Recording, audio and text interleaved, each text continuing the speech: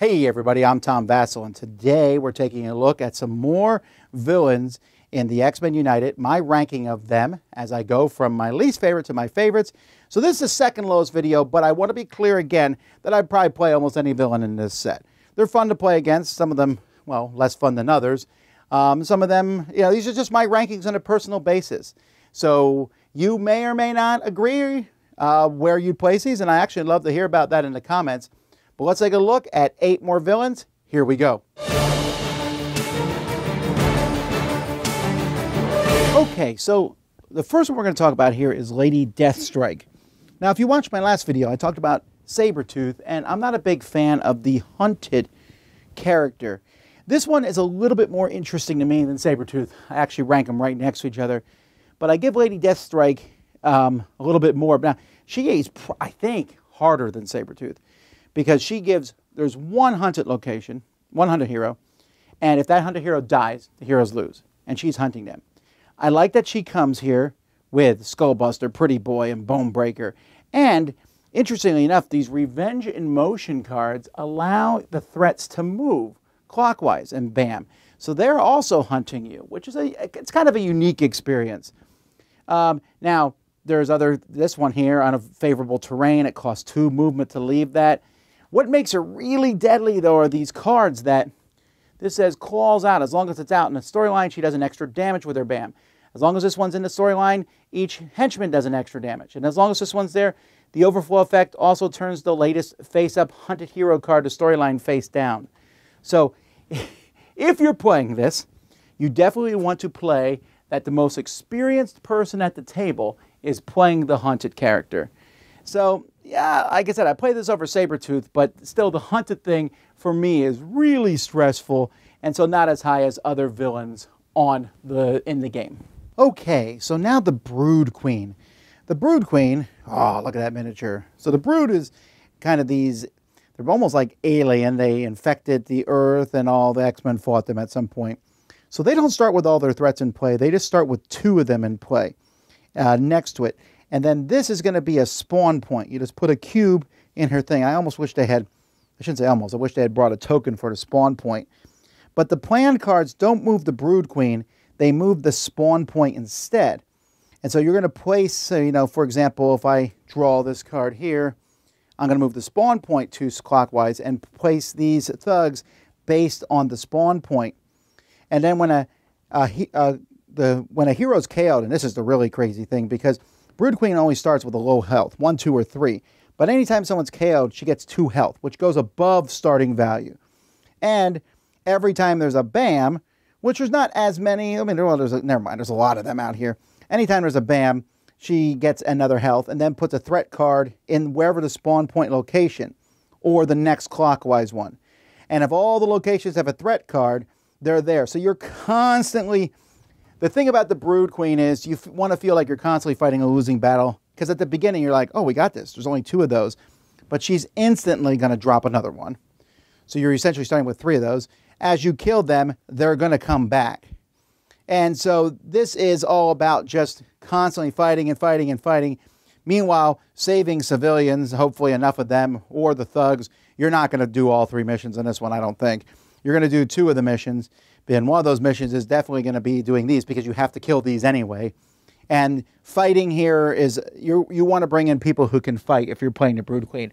I hate to tailor the hero team to the villain. I try not to do that. I try to pick my hero team first, pick some well-rounded team. But if I'm fighting the Brood Queen, you better believe I'm bringing in some people who can do some heavy damage and people who can do some nasty stuff to henchmen, because you're going to need to do that. Once you do that and you get to the Brood Queen, who's at some ungodly amount of health at that point, it's, it is an exciting, climatic game, but whew, it does feel like fighting an uphill battle. Okay, now we have Sauron, and man, I want to paint this one, get this one painted, because I think Sauron's kind of cool. So Sauron is one of the most basic villains out there, maybe the most basic. He's just going around, he does damage to heroes. If there's one hero in a spot where he is, they take an extra damage. Thugs in these locations take 2 damage to defeat it. Heroes, when their turn here, take a damage. Heroes moving to leave here, just like the other one I showed you, cost 2 to go away from. Other than that, he goes around and he does damage to people. So he has a few cards, and this is where the weirdness is. So first of all, he has Hypnosis. So in Hypnosis, you put the token on one of your heroes, okay? And if you have that, you have to play your next card face down, which is terrible. No one likes this. And he's going to go to whoever has the least heroes. Fine. He goes there and he does that. This one, though, here he adds a Master Plan card face down the storyline for each Crisis token on his dashboard. And that's going to happen every time a hero's KO'd. If this comes out, say, let's say both these cards come out, turn 1 and 2, I think Sauron's pretty easy. If they come out near the end, he can, in like say 3 or 4, maybe 2 or 3 heroes have been KO'd by that point. He's really hard. Now, I don't think he's tremendously difficult in general. But that kind of crazy back and forth, whether he's hard or not, I don't know what kind of game I'm going to get when I go up against Sauron. So that's why I'm not picking him as often as other villains, because, you know, he also seems a bit, he lacks character, I suppose. Even the Hypno token is kind of his one piece of character, and I'm not sure that that's enough for me to be like, woo, it's Sauron. In the comics, Onslaught was hyped up as one of the biggest bad guys ever. A mixture of Professor X and Magneto, and it kind of crashed and burned. Wasn't as interesting as we thought it would be, but man, it's still really a cool model. Here, he's not a big bad either. I mean, he's bad, but he's kind of annoying. What he does is, there are spots and things that give crisis tokens. And if there's ever an overflow, and you can't do it, you put a random threat card back in play, and if all threats are in play, someone takes a crisis token. So crisis tokens get thrown out. If you have a crisis token, when BAM happens, then you each hero is going to deal a damage to themselves if they're by themselves, but if they're with someone else, they hit that person, which I find to be interesting. He's going to move to these spots and activate them all the time. So that's all his stuff is move counterclockwise or clockwise to the last place that he went to. He has a few other cards like these energy projections, which give crisis tokens to people next to him and adjacent, equal to the number of their face-up hero cards and special effects. So he's good against mutants because, yeah, well, you can really hurt them. And you're going to do that 1 damage for each crisis token you have. You have 3 crisis tokens. The other heroes are running from you. And then but here he pushes you all together, moves everyone to the opposite location of him, and then gives them all a crisis token. I don't know. So far, I've been going through all these different villains and been like, annoying. Onslaught's a little annoying, but he's kind of fun, too. He's kind of a funny, interesting, thematic character to go up against. I think he's one of the ones that is actually, if you played against Onslaught with the regular Marvel United, they'll have an easier time, which is actually thematic, since it was the Avengers who defeated Onslaught, not the X-Men. So, yeah, there you go. That's Onslaught. Now we have another Omega Red, who in the comics was a very fearsome enemy for a while and then just basically turned into a henchman.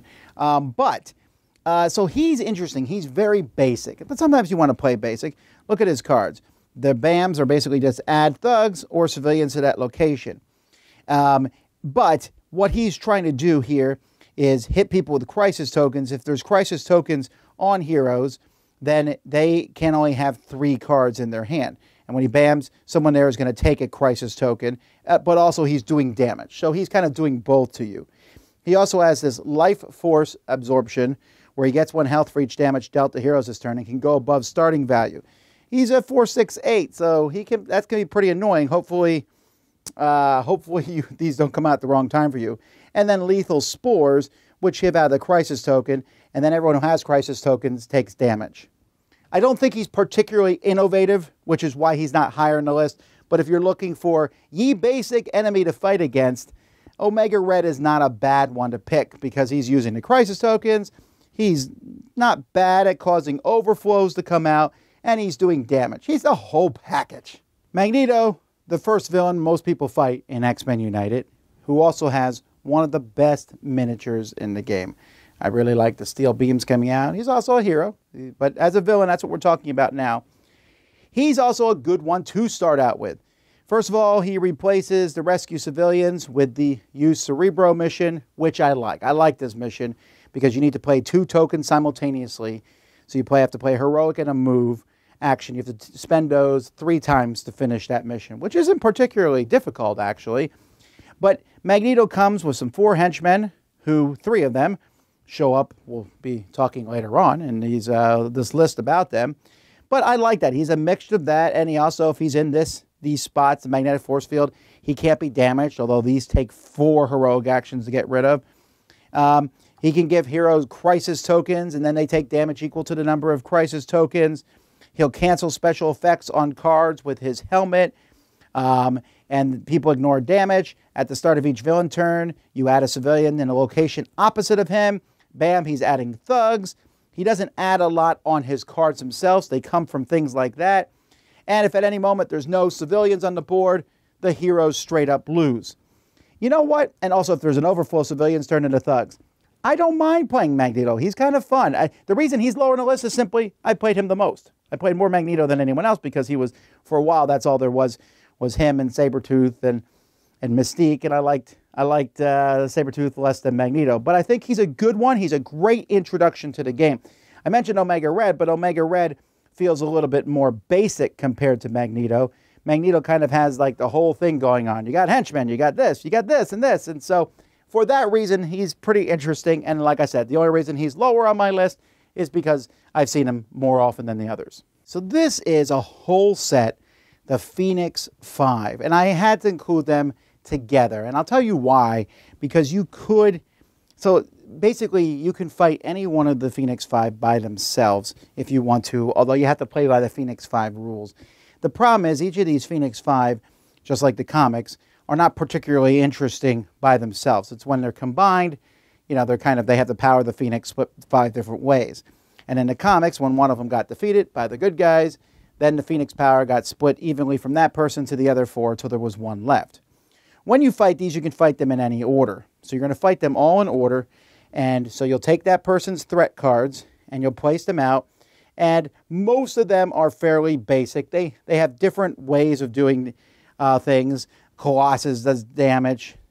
Namor does damage. Magic can kind of take your special cards out of the game. And there's even rules like you can't use Colossus or Cyclops or Namor or Magic or Emma Frost to fight them as heroes until you've defeated that particular person. So if I defeat Namor, now I could use him as a hero when I fight the future ones. Fine. But you fight one, you're going to whoop them. They're not that hard. But then you fight the second one. So let's say I defeat Namor, and now I decide to fight Magic second. I put Magic like this, and now they have an extra BAM here. So she does 1 damage to each hero in the villain's location, and does 1 damage to each hero in the villain's location.